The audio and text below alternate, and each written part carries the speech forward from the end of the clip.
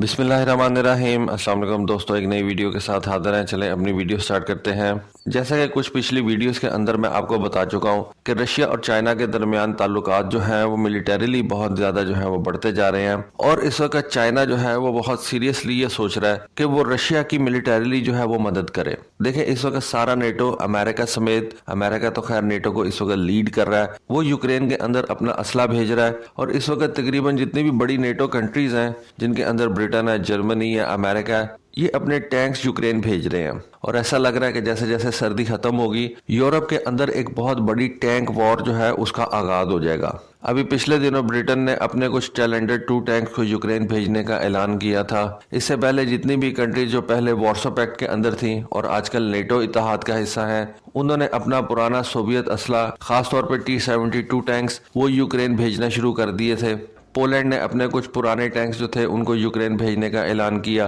पहले जर्मनी नहीं मानता था कि हमने यूक्रेन को असला देना है, लेकिन उसने दूसरे ममालिक को ये इजाज़त दे रखी थी कि वो अपना जर्मन असला यूक्रेन को भेज सकते हैं। लेकिन अब जर्मनी भी मान चुका है और उसने ऐलानात कर दिए हैं कि वो अपने लेपर्ड टैंक्स यूक्रेन भेजेगा। तो इस वक्त जितनी भी ये नेटो कंट्रीज है ना, अपने टैंक्स को जमा कर रही हैं यूक्रेन के अंदर। और जैसा कि मैंने आपको बताया कि आने वाले महीनों में जब सर्दी कम हो जाएगी, तो उस वक्त यूरोप के अंदर, खासतौर पे आप कह लें कि यूक्रेन के अंदर एक बहुत बड़ी टैंक जंग होने का खतरा है। रशिया को देखें तो रशिया ने भी अपने T-90M टैंक्स की जो प्रोडक्शन है उसको तेज कर दिया है। अपने पुराने T-62 टैंक्स को उन्होंने जदीद बनाना शुरू कर दिया है। ठीक है, ये टैंक बहुत पुराने हो चुके हैं, लेकिन उन्होंने इन T-62 टैंक्स का एक अपग्रेड प्लान जो है वो तैयार कर लिया है और उसके ऊपर वर्किंग जारी है इस वक्त रशिया के अंदर।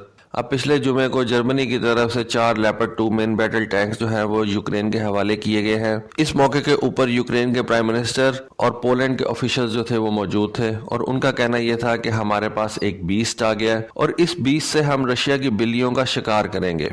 ठीक है, अभी सिर्फ 4 लेपर्ड 2 टैंक्स जो हैं वो यूक्रेन के हवाले किए गए हैं, लेकिन आने वाले दिनों में मजीद लेपर्ड 2 टैंक्स जो हैं वो यूक्रेन को दिए जाएंगे। उसके अलावा जैसा कि आपको पता है कि ये तो यूरोपियन कंट्रीज जो हैं वो अपनी टैंक कंट्रीब्यूशन कर रही हैं यूक्रेन के लिए, लेकिन अमेरिका ने भी यूक्रेन के लिए M1A1 एब्राहम टैंक जो हैं वो डेडिकेट कर दिए हुए हैं और यूक्रेनियन ऑफिशियल्स को वो इन अपने अमेरिकन टैंक्स के ऊपर ट्रेनिंग दे रहे हैं, या उसका प्लान उन्होंने जो है वो अब तरतीब दे दिया हुआ है। ठीक है, इसमें अभी थोड़ा वक्त लगेगा। ये M1A1 एब्राहम टैंक जो है वो इतनी जल्दी यूक्रेन नहीं पहुंचेंगे। कहा यह जा रहा है कि कम से कम 1 साल जो है वो लग सकता है, या आप कह लें कि 7 से 8 महीने तो जरूर लगेंगे। लेकिन फिर भी टैंकों की एक बहुत बड़ी खेप जो है वो इस वक्त यूक्रेन पहुंच रही है। अभी जैसा कि मैंने आपको बताया कि 4 लेपर्ड 2 टैंक्स जुमे के दिन यूक्रेन के हवाले किए गए हैं। इससे पहले चैलेंजर 2 टैंक्स जो हैं उनको यूक्रेन के हवाले किया गया था। तो इस हवाले से अगर देखा जाए, और जहां ये नेटो ममालिक यूक्रेन को बिलियंस ऑफ डॉलर्स का असला मुफ्त दे रहे हैं, वहां पे इस वक्त समझा यह जा रहा है कि चाइना भी इस नेटो की ऑनस्लॉट को रोकने के लिए रशिया की मदद करने जा रहा है। और ये मदद ड्रोन्स, आर्टिलरी शेल से ज्यादा बड़ी होने जा रही है। और इस वक्त एनालिस्ट ये कह रहे हैं कि रशिया इन नेटो ममालिक के टैंक्स को रोकने के लिए चाइना से ये HJ-12 anti tank guided missiles purchase कर सकता है। अब जिस तरह जब ये जंग शुरू हुई थी तो उस वक्त अमेरिकन ने यूक्रेनियंस को ये javelin anti tank guided missiles दिए थे।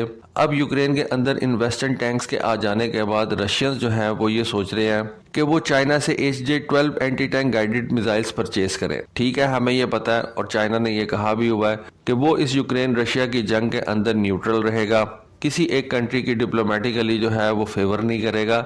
लेकिन हमने साथ साथ ये भी देखा कि इन्हीं दिनों के अंदर चाइना ने रशिया से बहुत ज्यादा ऑयल परचेज किया और चाइना और रशिया की जो ट्रेड थी वो इस 1 साल के अंदर काफी ज्यादा बढ़ गई। और अमेरिकन और नेटो कंट्रीज तो यूक्रेन की इमदाद कर रहे हैं। रशिया इस वक्त चाइना से ये HJ-12 anti tank guided missiles purchase करने का सोच रहा है। देखें, इमदाद और परचेज में काफी ज्यादा फर्क है। कोई भी मुल्क किसी दूसरे मुल्क से जो है वो असला परचेज कर सकता है, तो रशियन सबसे पहले चाइना के HJ-12 anti tank guided missiles के अंदर इंटरेस्टेड है, क्योंकि ये जो anti tank guided missile China तैयार कर रहा है ये दुनिया के अंदर बेहतरीन समझे जाते हैं। इन HJ-12 anti tank guided missiles को 2014 के अंदर चाइना की कंपनी नोरिनको ने जो है वो डेवलप किया था, इनकी प्रोडक्शन स्टार्ट की थी। अभी तक कहा जाता है कि ये HJ-12 anti tank guided missiles Algerian army ने परचेज किए हुए हैं और अल्जेरिया के अंदर ये इस्तेमाल हो रहे हैं। इन HJ-12 anti tank guided missiles को अमेरिकन जेवलिन और फ्रेंच MMP सिस्टम के जो है वो हम पल्ला समझा जाता है। रशियन ने इस एक साल के अंदर American javelin anti tank guided missiles की परफॉर्मेंस को खुद से देख ली है। शायद इसी वजह से रशियन जो है वो इस HJ-12 anti tank guided missile के अंदर इंटरेस्टेड है। इन HJ-12 मिसाइलों को javelin anti tank guided missile की तरह सॉफ्ट लॉन्च किया जा सकता है। इस वजह से आप कह सकते हैं कि ये मिसाइल किसी बिल्डिंग के अंदर से भी फायर किए जा सकते हैं। उसके अलावा ये missile fire and forget capability के साथ आते हैं। इन मिसाइलों को लॉन्च से पहले जो है वो टारगेट के ऊपर लॉक किया जा सकता है।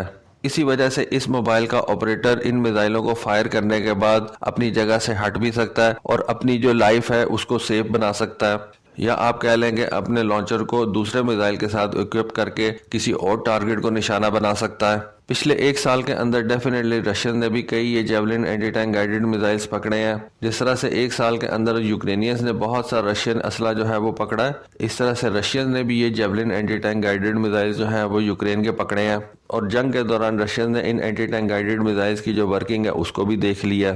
और इन मिसाइलों की वर्किंग को देखने के बाद रशियन ने ये डिसाइड किया कि वो चाइना से ये HJ-12 anti tank guided missiles purchase करेंगे, क्योंकि देखें जंग से पहले भी यूक्रेन के पास बहुत से टैंक्स मौजूद थे और शायद यूक्रेन के पास यूरोप के अंदर सबसे ज्यादा टैंक्स जो थे वो मौजूद थे। रशिया को आप अगर निकाल दें तो किसी एक कंट्री के पास जो सबसे ज्यादा टैंक्स मौजूद थे वो यूक्रेन था। और उसके बाद अब इन यूरोपियन कंट्रीज ने भी यूक्रेन को टैंक्स देना शुरू कर दिए हैं। तो एंटी टैंक गाइडेड मिसाइल जो है वो इस वक्त रशिया की सबसे बड़ी जरूरत बनते जा रहे हैं। ठीक है, ऐसा नहीं है कि रशियंस जो है वो खुद से ये एंटी टैंक गाइडेड मिसाइल्स नहीं यूज करते या खुद से वो बनाते नहीं है। रशियन जरूर ये एंटी टैंक गाइडेड मिसाइल्स बनाते हैं। रशियन जो इस वक्त एंटी टैंक गाइडेड मिसाइल्स तैयार करते हैं उनको कॉर्नेट बोला जाता है, लेकिन ये HJ-12 जो है इन Kornet anti tank guided missile से काफी ज्यादा जो है वो बेहतर है।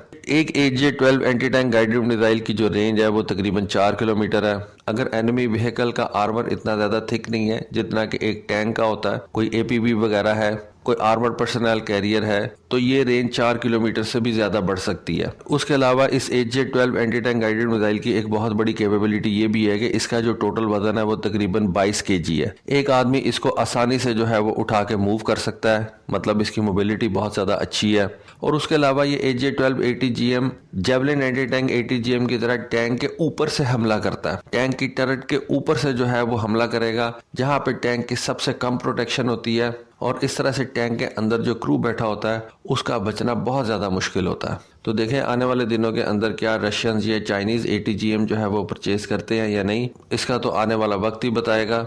लेकिन इसके बारे में आपकी क्या राय है कि क्या चाइना ये ATGMs रशिया को सेल करेगा और अपनी न्यूट्रलिटी जो है इस जंग के अंदर उसको तोड़ेगा?